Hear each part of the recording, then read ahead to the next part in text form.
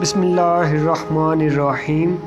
صحیح بخاری کتاب زکوٰۃ کا بیان۔ باب صدقہ اس زمانے سے پہلے کہ اس کا لینے والا کوئی باقی نہ رہے۔ حدیث نمبر 1411۔ ترجمہ۔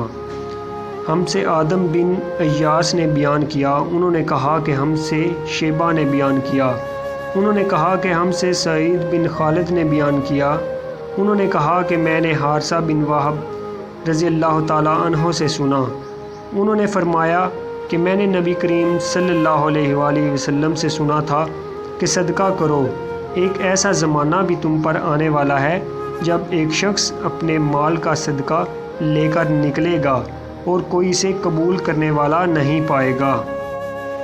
صحیح بخاری کتاب زکوٰۃ کا بیان۔ باب اس بارے میں کہ جہنم کی آگ سے بچو، خواہ کھجور کے ایک ٹکڑے یا کسی معمولی سے صدقہ کے ذریعے ہو۔ حدیث نمبر 1415۔ ترجمہ۔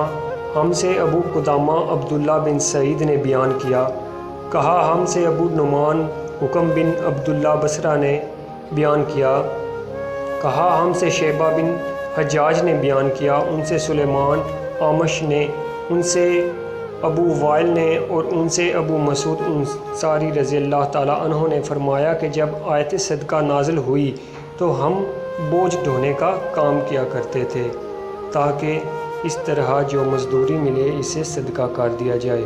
اس زمانہ میں ایک شخص عبد الرحمن بن عوف آیا اور اس نے صدقہ کے طور پر کافی چیزیں پیش کیں۔ اس پر لوگوں نے یہ کہنا شروع کر دیا کہ یہ آدمی ریاکار ہے۔